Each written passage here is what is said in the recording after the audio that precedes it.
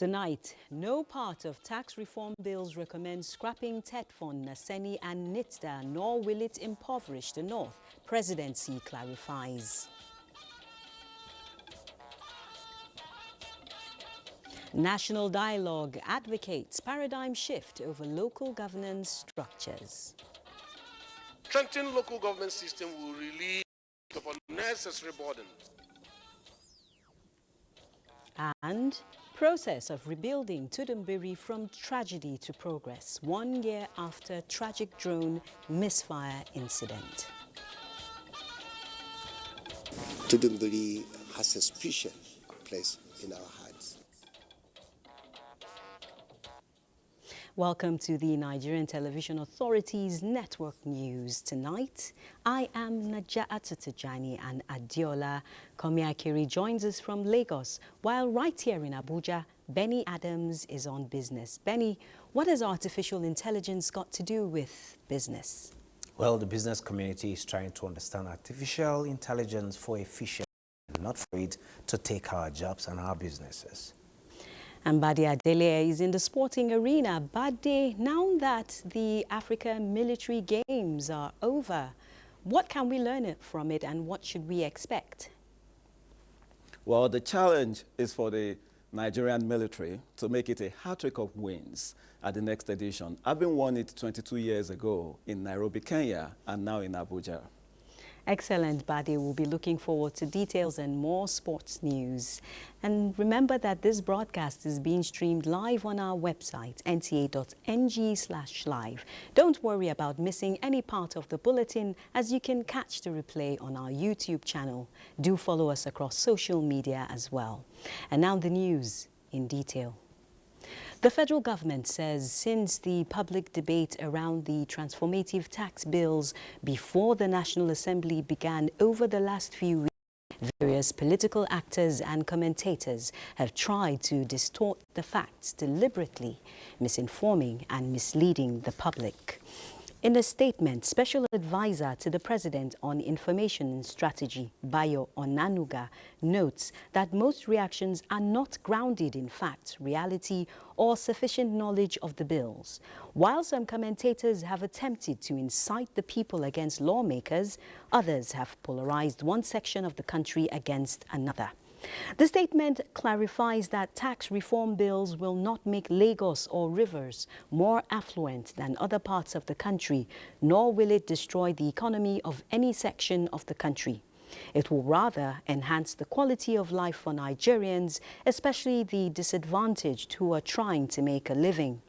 It adds that contrary to the fake news being peddled, the bills do not suggest that Naseni, TETFON and NITDA will to exist in 2029 after their passage. Government agencies such as Naseni, TETFON and NITDA are funded through budgetary provisions, with company income tax and other taxes paid by the same businesses which are being overburdened with the special taxes. One reason President Bola Tinubu is embarking on the tax and fiscal policy reforms is to streamline tax administration in Nigeria and make the operating environment conducive for businesses. It is therefore a misrepresentation of facts to conclude that changing an agency's funding source amounts to scrapping it. None of the countries leading globally in education, science, engineering, or information technology have similar earmarked taxes. President Tinubu welcomes the public interest these bills have generated and encourages leaders across the country to take advantage of the public hearing that the National Assembly will organize to present their views on how best to reform taxes and fiscal regime, the statement adds. Meanwhile, conducting transparent and competitive elections into local government councils across states is a crucial foundation which much desired financial and administrative autonomy of local governments will stand. This is the consensus at a national dialogue on local government reform organized in Abuja by the House Committee on Constitution Review. National Assembly correspondent Mitaire Ikpen reports. institutional structure. This national dialogue sustains consultations and consensus building on achieving financial and administrative autonomy for local governments as part of the constitutional amendment process. We must find a way of instilling transparency. The strengthened local government system will relieve the state of unnecessary burdens. A radical departure from what is happening now, where no councillor will be won by opposition party. If you deny a child the right to basic education, you have settled that child to incurable, greedy poverty forever. The local government body should go to local government directly now. It is our duty to ensure that local governments are not mere administrative units, but they are vibrant institutions that reflect the will of the people. All we need to do is just to re-amend some certain clauses of the Constitution so that competent and people with integrity can now contest for local government elections.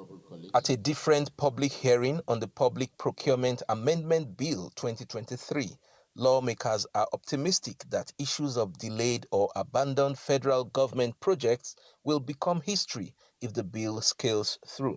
It is expected that each contractor must have shown enough financial capacity which would have contributed to the award of the contract. It is therefore expected that the contractor should deploy the best project management practice. The essence of the proposed bill is to improve Nigeria's project execution and implementation structure for better service delivery. From the National Assembly, Mitaire Ikben, NTA News. The Ministry of Livestock Development is employing a multifaceted approach to set the sector on the path of growth and development, says the Minister of Livestock Development, Idi Mukhtar Meha, who reaffirmed commitment to delivering public expectation when he received a delegation from Niger State at the ministry's headquarters in Abuja. Yusuf Jika reports. Reports have it. Nigeria has a total of 417 grazing reserves with only 27% gazetted. Bobi Grazing Reserve in Niger State is one of such with potentials to turn around the fortunes of livestock sector. It is estimated to house about 700,000 head of cattle, create more than 200,000 direct and indirect employment through an estimated 100 billion naira investment. That has, however, been hindered by insecurity, making it non-functional. They were afraid of insecurity and banditry, but as of now, the issues are calm. Intention is that we will be producing more than 400 million liters of milk annually. Minister of Livestock Development, Idi Mukhtar Meha, said there is going to be turnaround in fast-tracking work plans to reactivate the grazing reserves across the country. Bobi, by all standards, is a very, very good investment hub for the sector, as well as beef, as well as pasture development, packaging, cold chain transportation. We're going to liaise with the respective security agencies to make sure that Bobi is stabilized and investors are able to go back to pick up the pieces and continue with their business. This is the latest in the series of interface with critical stakeholders. In Abuja, Yusuf Jika, NTA News. On the health front, First Lady Oluremi Tinubu, through the wife of Delta State Governor Tobore Oborewori, has given hope to one Miss Isioma Anuinjo to live a normal life through corrective surgery to separate her urinary and reproductive organs. Helen Dunku reports that the corrective surgery was performed successfully at the Federal Medical Center, Asaba. Of Isioma began 7 years ago when she was in a private hospital, Iseluku, in Delta State. She was referred to Federal Medical Center, FMC, due to her case. The first surgery was conducted and was referred to a teaching hospital. The mother, Edith Oseyem, who had no funds for the surgery, took to national dailies soliciting help. Fortunately, the First Lady who saw the report contacted the Delta State Governor's wife for immediate action. Professor Emmanuel Ame from National Hospital led the team of doctors who performed the successful surgery. Because we've created a new anus, the healing process may tend to close it. So we have to do what we call dilatation. We have to put some instrument there to keep it open until up to about 6 months after the surgery, until everything settles. Those going abroad to seek those kind of care, well, all that care they are going abroad is available here. We just need the support. It's an expensive surgery, and unfortunately this thing happened to very indigent patients. I don't know why. So it will be very nice and interesting to see that help is extended to the second patient as well. Another 15-month-old baby, Enweme Victory, who has the same case, also needs help. In Asaba, Helen Dunku, NTA News. Since the year 2011, when Kebbi State was declared polio-free, the state government has embarked on several measures to maintain this status, and Governor Nasir Idris has declared more incentives for parents who complete the polio vaccine, with a target to keep the state polio-free. Abdul Jalil Muhammad Bawa reports. Kebbi State has made significant strides in eradicating poliomyelitis, maintaining a polio-free status since 2011. To ensure the state remains polio-free, Governor Nasir Idris launched the Polio Outbreak Response Immunization Campaign in Birnin Kebbi, aiming to protect every child in the state from the disease. I would like to express my sincere gratitude to our healthcare workers who are in the crosshairs of our campaign. You are the backbone of this effort. The Emir of Argungu, Dr. Samaila Mohammed Mera, commended the state government's effort in eradicating polio, emphasizing the need for continued vigilance, especially in rural areas. I'm urging parents to accept this immunization, and at the end, the nursing mother that accepts the drug will experience seamless nursing of her child. As a token of appreciation, Governor Nasir Idris awarded 5 million naira to district heads and parents who mobilized their children for the campaign ceremony. In Birnin Kebbi, Abdul Jalil Muhammad Bawa, NTA News. 73% of the Ebonyi population practices open defecation. Another 73% drinks contaminated water, while 25% of household members use latrines shared by more than one household. Statistics from a research done by USAID in 2013 and presented at a workshop organized by the agency's state-to-state project aimed at tackling waterborne diseases through a review of the state water policy. Samuel Okpo reports. September and October 2024, several local government areas of Ebonyi State recorded cholera outbreaks where over 20 persons were reported dead, prompting participants at the workshop to review the existing Ebonyi water policy formulated in 2013 for potable water supply, as well as tackle all waterborne related issues. The issue of water policy, the wash laws, has been a disturbing one to us, but today we can see that there is light at the end of the tunnel. First of all, we should try to first curtail open defecation, because that is what causes, in most cases, this cholera outbreak. The essence of the review is to close the existing water policy gap and give Ebonyi State a strong water policy that will stand the test of time. We're here for technical brainstorm to make sure that we actually have a robust policy in place and legal framework to support that. That's the law. At the end of the workshop, participants were able to review the existing water policy in the state and subsequently drafted a law proposal that will be forwarded to the State House of Assembly for presentation and approval. In Abakaliki, Samuel Okpo, NTA News. Thank you, Samuel. This is the Network News, NTA. Up ahead, validation. Thanks for staying tuned.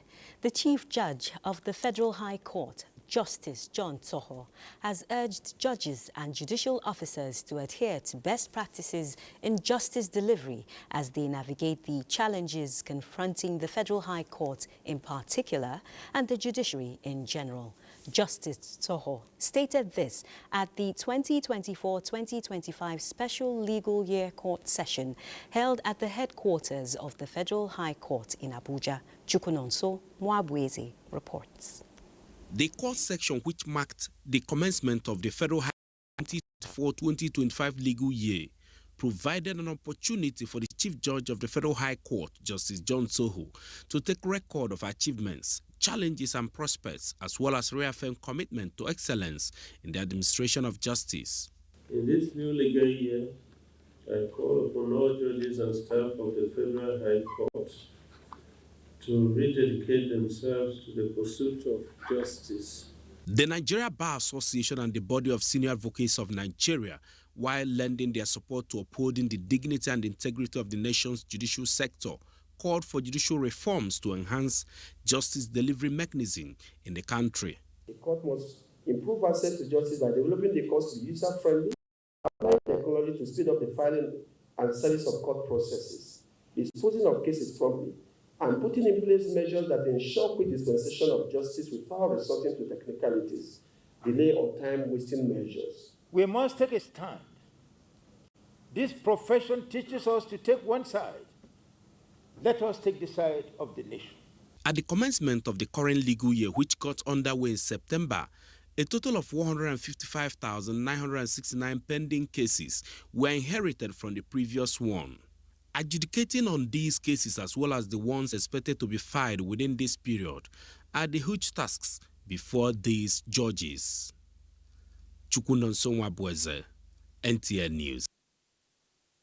With justice comes policing, and the House of Representatives Committee on Police Affairs has pledged to strengthen collaboration and provide increased support to key stakeholders working to address the nation's security challenges and promote national policing framework. The commitment was made during a courtesy visit to Kano State Governor Abba Kabir Yusuf. Abdullahi Mustafa reports. Members of the House of Representatives Committee on Police Affairs are in Kano as part of their nationwide oversight tour of police formations. It is also an opportunity to engage with key stakeholders and strengthen the national policing framework. At the Government House, the committee chairman, Maki Abubakar El-Liman, commended Governor Yusuf's proactive efforts in fostering collaboration with security agencies. He noted that these efforts have significantly enhanced the safety and well-being of the people in Kano and its surrounding areas. El-Liman assured the state government of the committee's support in addressing security needs. We look forward to deepening the synergy between our party, the state government, and the security stakeholders. Very recently, we donated over 78 vehicles. Kano's Deputy Governor Aminu Abdusalam, who welcomed the lawmakers on behalf of Governor Yusuf, expressed gratitude for the role being played by security personnel in maintaining peace. He reaffirmed the government's commitment to continually supporting the security agencies in their crucial work. In Kano, Abdullahi Mustafa, NTA News. Meanwhile, the Nigeria Police Force says it will continue to work with international law enforcement agencies and embassies to arrest and prosecute criminals in cyberspace, including other forms of transnational activities. Francis Form reports that this was at a briefing on cybercrime after the arrest and arraignment of 113 foreign nationals.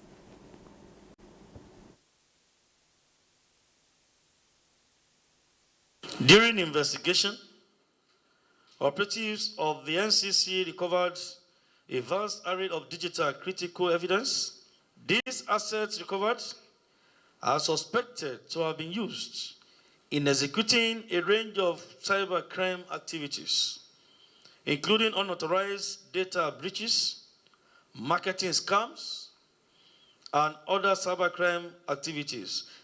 The scale and sophistication of the operation underscores the increasing global threats posed by cyber criminal syndicates operating across borders. Development, the Nigeria Police Force has refuted Amnesty International's 34-page report on police brutality during the August 2024 nationwide protest, saying the report is false and confusing. Still on security, It will be exactly 1 year this Tuesday, 3rd December 2024, since the tragic drone misfire incident which happened in Tudun Biri village. Promises were made to rebuild and provide other social amenities for the victims. 1 year after, have these promises been kept? Muhammad Umar Ajingi investigates. Just a year ago, a drone misfire shattered lives, leaving nearly every household mourning in this community of Tudun Biri. The scars of that day seemed impossible to heal. But today the story is different. The government has kept its promises, turning despair into progress. Actually, we are happy about it. And also I can say there's so many things across that we can say achievement about this building, because even people around in there try to come to the village right now. One of the major agenda of our government is to ensure that we protect the lives and properties of our people. Here we are in Tudun Biri after exactly a year, and I can assure you, we will continue to stand with the people of Tudun Biri. As we are speaking, I'm also pursuing the federal government, particularly the military, to ensure that justice is done. Tudun Biri community is witnessing a new dawn of hope and happiness as most of the interventions are opening up more opportunities, transforming the environment and uplifting the lives of the people, as most of their old houses are giving way for brand new ones behind there. This is a 6-kilometer asphalt road from the airport to Tudun Biri. In the next 4 months, by the grace of God, we will be coming back to commission this 6-kilometer asphalt road to Tudun Biri. The people once shrouded in grief are now shared with unstrained joy. In Kaduna, I'm Muhammad Murajingi, NTA. Thank you for that update, Muhammad. Away from security, a 5-day capacity building workshop on formulation and development of sector strategic plans is underway in Benin City. Obehi Otoba Presai reports that the workshop is primarily for planning, research and statistics departments of all federal MDAs in the country. Ministries, departments and agencies are the channel through which government policies and programs are implemented for national development.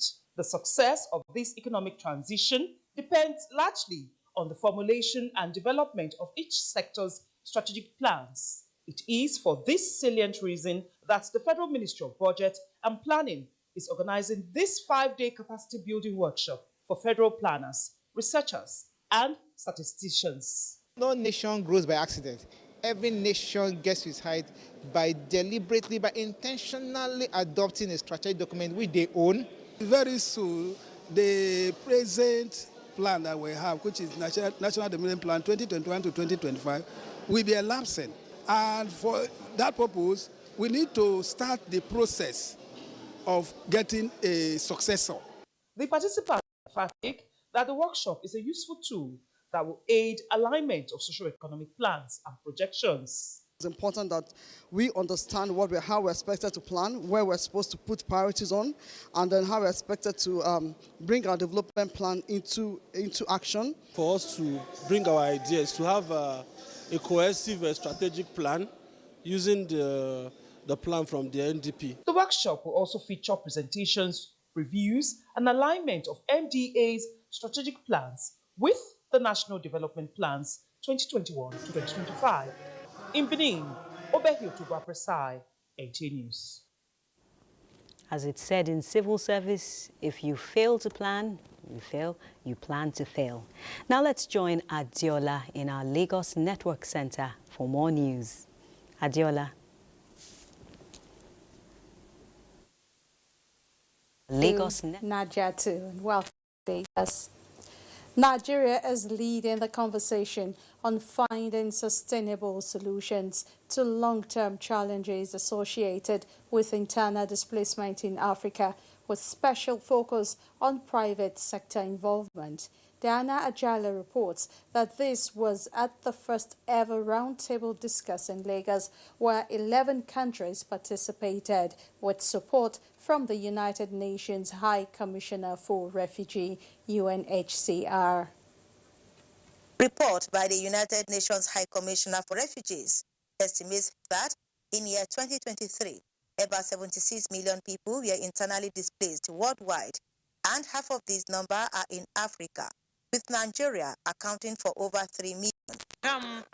28-year-old Bintu Abba Grema and 50-year-old Hadiza Abacha, for instance, were forcefully displaced from their homes in Borno State for more than 3 years due to insurgency. This convergence of representatives from 11 African countries with development partners seeks to increase private sector interest in investing in areas affected by internal displacement in Africa. These are human beings with full potential. These are children that require skills, and if you give those skills, they will be able to work. Vice President Kashim Shettima represented announced that the federal government has already launched action plans in 3 states to build a better future for internally displaced persons in Nigeria. People should not be staying in, should not be internally displaced within their country.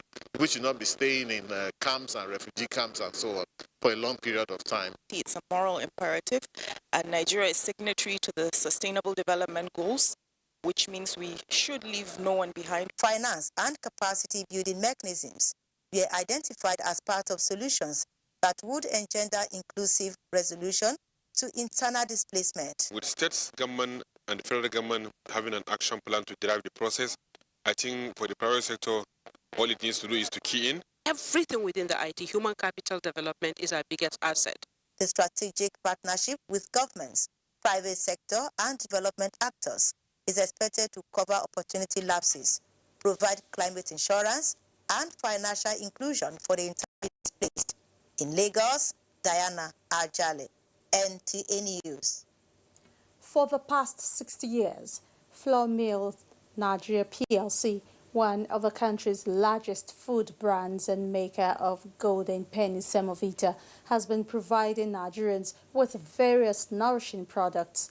In keeping with this tradition, the company organized its second edition of Soup Festival, where thousands of people were fed with semovita, swallow, and a range of Nigerian soups.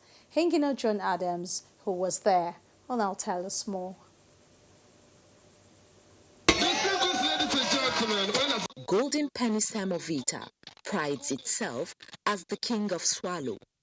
This fact was much on display at the second edition of its soup festival, where Nigerians from different cultural backgrounds gathered in their thousands to test the unifying strength of golden penny semovita as a swallow that goes with any type of soup from every part of Nigeria. Whether your favorite soup is oha, egusi, or fish pepper soup, whatever it is, you really do want to get the soup's first choice.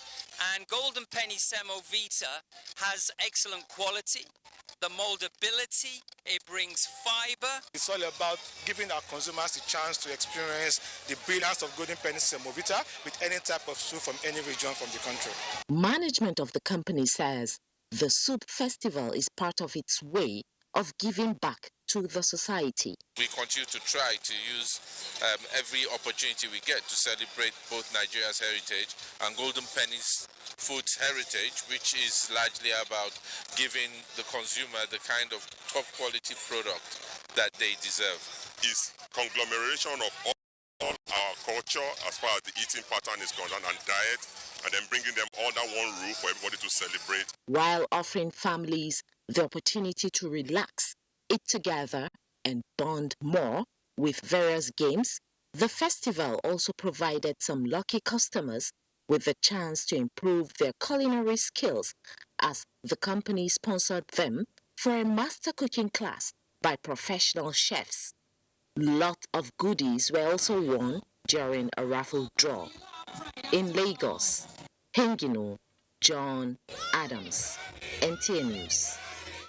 And those are reports from Lagos. The network news will continue after this break, but when we return, Benny Adams will take us around the business news segment. Now it's good to know you're here, and it's our time we talk business. Stakeholders in industry say Nigeria has lost more than 17 trillion naira to abandoned projects due to lack of proper project planning, budgetary allocation and absence of expertise, and vows to end the trend. This was at a conference with the theme Project Management, the Universal Language of Success.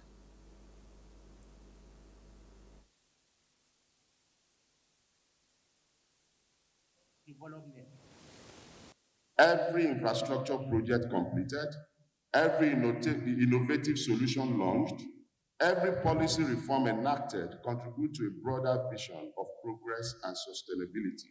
And these ideas we would use to create what we are going to set up as the instrument of shaping the future of project management in Nigeria. Of expected completion of the quick fix project of the Kaduna Refining and Petrochemical Company by South Korea's Daewoo Engineering and Construction by end of this month, with an expected 60% capacity. Professor Kelani Mohammed, a petroleum engineer and former staff of the Kaduna Refinery, says if the $741 million rehabilitation project is delivered as promised, in addition to the Port Harcourt refining, Nigeria's economy is set to witness a drastic turnaround. This is in addition to strategic implementation of reforms that will benefit all Nigerians irrespective of region. So far, so good. 4A section, area 1, 2, 3. I think we did a good job there. What I'm concerned about is the utilities. If you don't have the utilities, you don't have the water, you don't have the instrument air, you don't have the steam. It's a problem.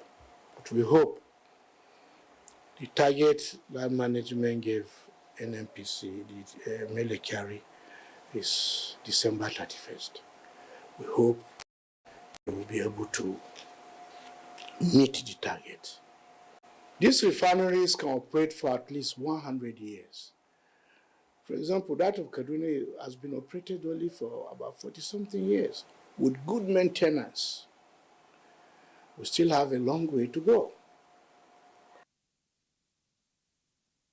Economy to the equities, where December kicked off bullish with the all-share index appreciated by 0.23%. This rebound allowed the market to recover some of the losses recorded on Friday. As we can see, the market closed today at 97,733.03 basis points as against 97,506.87 basis points as recorded last Friday, taking the percentage to 0.23% as against low point of 0.28%. Number of deals have increased from 7,554 to 9,329. Same goes for the value. We had a 15 billion, though today we have 10.1 billion. But overall equities capitalization, as we can see, is now 59.2 trillion from 59.1 trillion. That made market breadth to close positive, with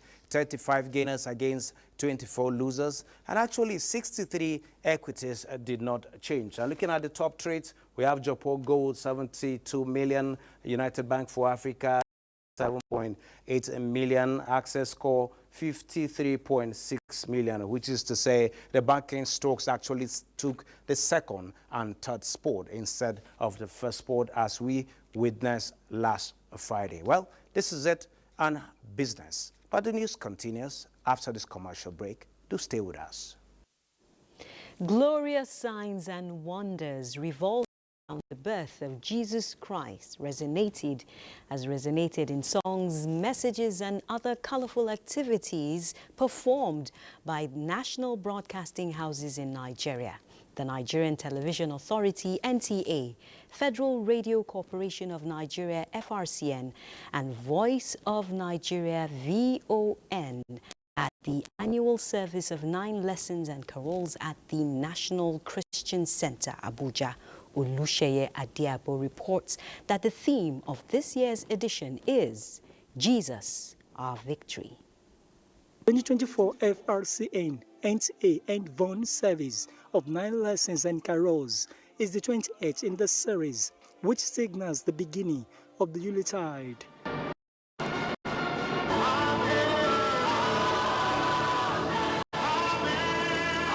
The service takes the congregation through 9 passages from the Old and New Testaments of the Bible, with the 8th reading taken by the Deputy Speaker, House of Representatives, which highlights the birth of Jesus Christ and its significance. And when they saw the star, they rejoiced with this great joy.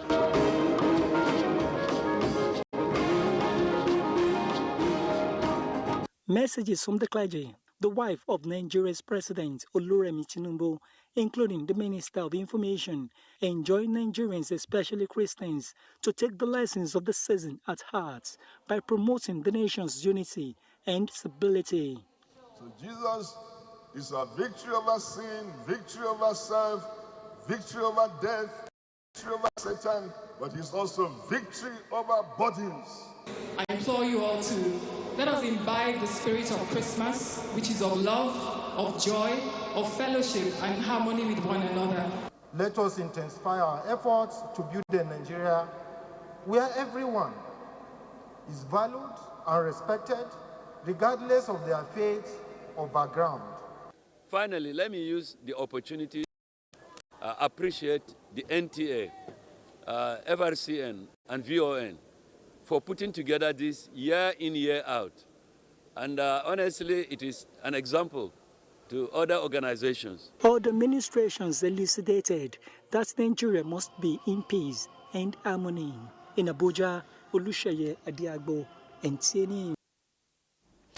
Management of the Ibrahim Badamasi Babangida International Golf and Country Club is stepping up partnership with the private sector to give the club a facelift. The latest push has yielded desired result with renovation of the clubhouse reception. Bade Adele, who comes up live on sports, has the details. Here at the Abuja International Golf and Country Club, it's not a day of potting and swinging on the course, but a day for the leadership of the club to celebrate as they were able to get one of the leading construction companies in Nigeria, Julius Berger, to help them refurbish their reception. More than 30 years after they delivered one of the best golf courses in the world at the Abuja International Golf and Country Club, Abuja, the leadership of the club called on Julius Berger, and they swiftly answered by accepting to give the reception a new look as part of their corporate social responsibility. The clubhouse now has a state-of-the-art reception ready to be handed over officially and commissioned. We have always been partners with the club since 1987 and will continue to do more. Thank you. Thank you. Captain of the club, Ibrahim Babayo, were appreciating JB for the gesture when he paid an Oliver twist by asking for more collaboration between both parties. You can see, despite the economic challenges, what they have done to us, and they continue to do. So I'm happy we are here today celebrating this, and by the grace of God, more celebrations are coming. Director Administration of Julius Berger, Issa Keita, assured of their continued support for the club as he promised the latest request would be considered by the management. This, as you can see, is a donation from Julius Berger as part of our corporate social responsibility. Earlier, both parties had a fruitful discussion on how to strengthen their relationship, which they believe would be mutually beneficial. From the IBB International Golf and Country Club, Abuja, Bade Adeleye, NTA News.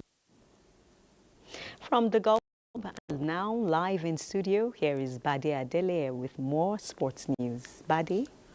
You're very much right, Naja. Let's begin with football. As Super Eagles head coach Austin Eguavoen has called up 30 players to training camp as the Nigeria Football Federation begins preparations for the Super Eagles home-based team as they, begin the qualifiers against Ghana for the CHAN. And of course, the players are scheduled to arrive at the Remo Star Sports Institute in Ikene Remo Ogun State on Wednesday, December the 4th. Among the players invited are Rabiu Ali, a midfielder for Kano Pillars who has netted 8 goals this season. Also called up are goalkeeper Kayode Bankole from Remo Stars, Rivers United defender Stephen Mayo, and Sunday Mago, a forward from Abia Warriors. Other players on the list include Enyimba FC goalkeeper Henry Ozuemena, Remo Stars wing-back Ismail Sadiq, Enugu Rangers midfielder Kazim Ogunleye, and Anas Yusuf, a forward from Nasarawa United. The Super Eagles B team will compete against Ghana's Black Stars in a 2-legged qualifying match, with the first leg set for the Accra Sports Stadium on Sunday, December the 22nd. And that does it when it comes to sports update. But Enyimba and Enugu Rangers will be trading tackles in the NPFL on Tuesday. It's back to you, Najatu, for the rest of the news. Thank you, Badi. Who do you think will win? I'm saying Enyimba. It's going to be an epic battle. All right then, Badi. And that concludes the network news on NTA. Thanks for being a part of it. I'm Najatu Tajani.